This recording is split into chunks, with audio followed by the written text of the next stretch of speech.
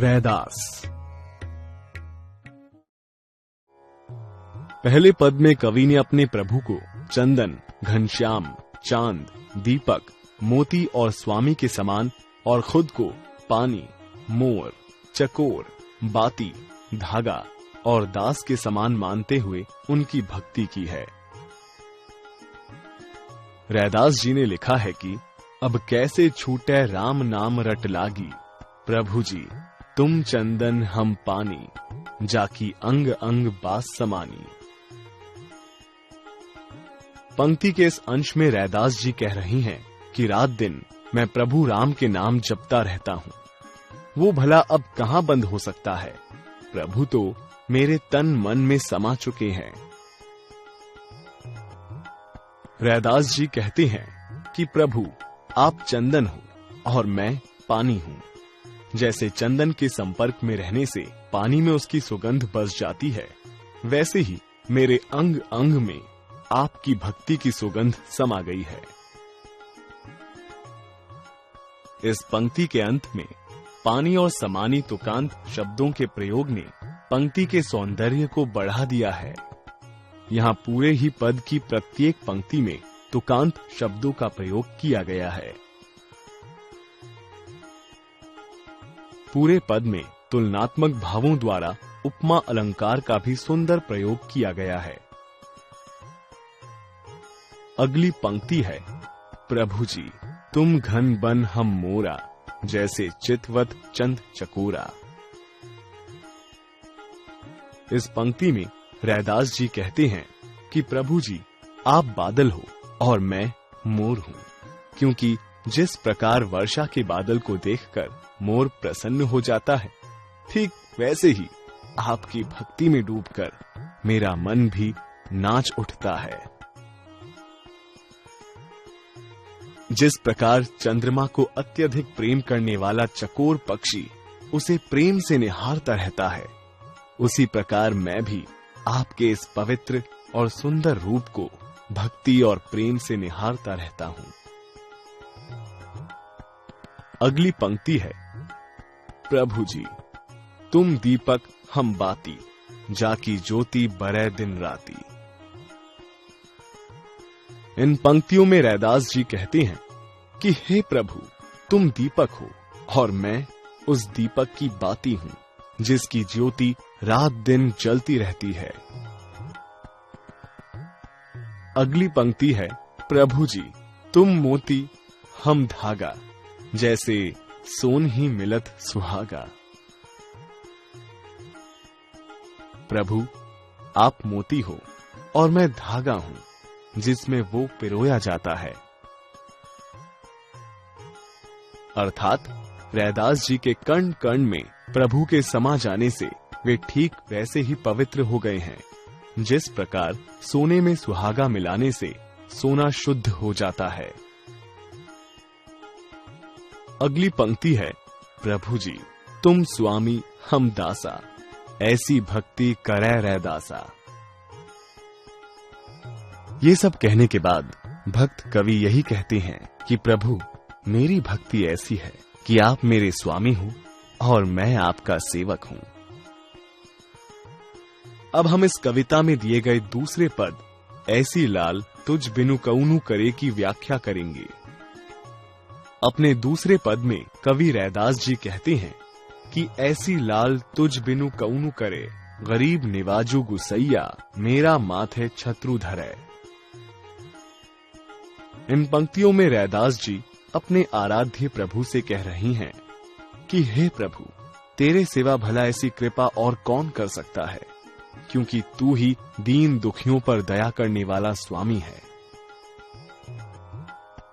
जिसने मुझ जैसे गरीब के मस्तक पर स्वामी होने का मुकुट रख दिया है।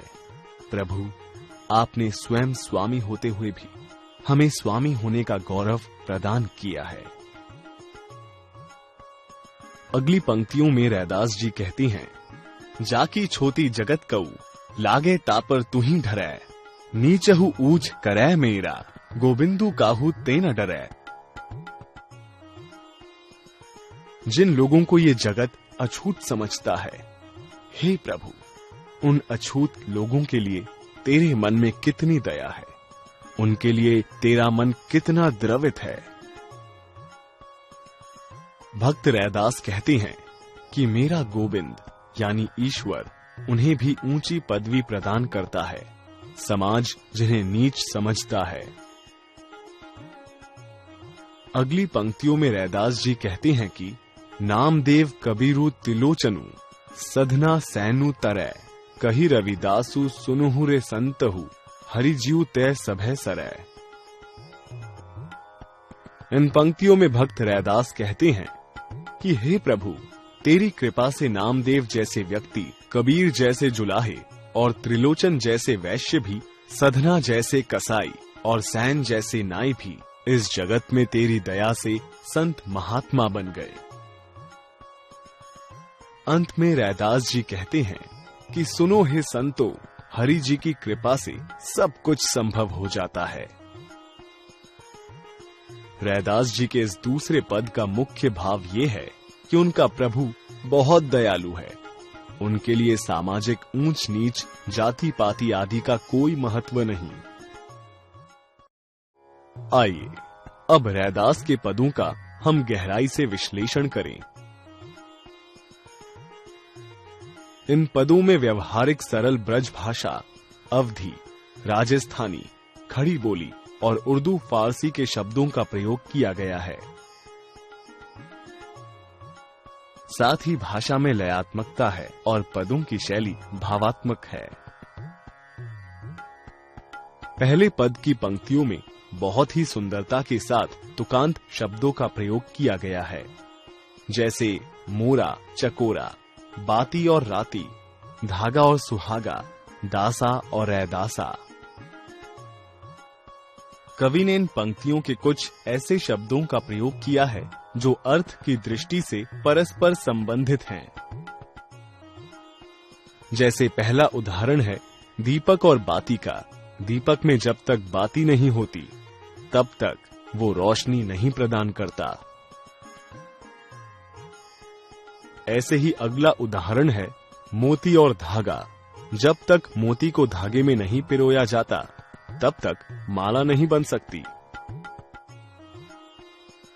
सुहागा और सोना। जब तक सोने में सुहागा नहीं मिलाया जाता तब तक सोना शुद्ध नहीं होता। चंदन और पानी। जब तक चंदन को पानी के साथ घिसा नहीं जाता तब तक उसकी सुगंध निखर कर नहीं आती। आइए अब हम इन पंक्तियों में प्रयोग हुए कुछ शब्दों के आज के संदर्भ में प्रचलित रूप को जानते हैं। जैसे कि पंक्ति में प्रयोग मोरा शब्द का प्रचलित रूप है मोर। ऐसे ही अन्य शब्दों को भी देखते हैं। चंद यानी चंद्रमा, बरै यानी जलना, राती यानी रात्रि, बाती यानी बत्ती। इन शब्दों को जानने के बाद हम कुछ अन्य कठिन शब्दों के अर्थ भी जान लेते हैं। चकोर का अर्थ है एक प्रकार का पक्षी जो चंद्रमा का परम प्रेमी माना जाता है। चितवत का अर्थ है देखना या निहारना। समानी का अर्थ है समा जाना या समाहित होना। भक्त रैदास जी ने इन पंक्तियों में भगवान और भक्त की विभिन्न वस्तुओं से तुलना की है। आइए उन्हें जानते हैं। उन्होंने भगवान को चंदन और भक्त को पानी कहा है। ऐसे ही उन्होंने भगवान को बादल और भक्त को मोर कहा है। भगवान को दीपक और भक्त को उसकी बाती कहा है। भगवान को मोती और भक्त को धागा कहा है। और भगवान को स्वामी और भक्त को सेवक कहा है। पहले पद में पुनरुक्ति प्रकाश अलंकार का भी प्रयोग हुआ है। उदाहरण के लिए इस पंक्ति को देखिए। अंग अंग बास समानी में अंग शब्द के 2 बार आवृत्ति होने से यहाँ पुनरुक्ति प्रकाश अलंकार का प्रयोग हुआ है। दूसरे पद में अनुप्रास अलंकार का बहुत ही अच्छा प्रयोग हुआ है। जब शब्दों के माध्यम से किसी वर्ण की आवृत्ति बार बार हो, वहां अनुप्रास अलंकार होता है। उदाहरण के लिए, कही रविदासु सुनुहुरे संतहु हरि जीव तय सभय सरय में अनुप्रास अलंकार का प्रयोग हुआ है। दूसरे पद में भक्त रैदास ने अपने स्वामी को कई नामों से पुकारा है, जैसे कि लाल, गरीब निवाजू, गुसैया और गोविंदू।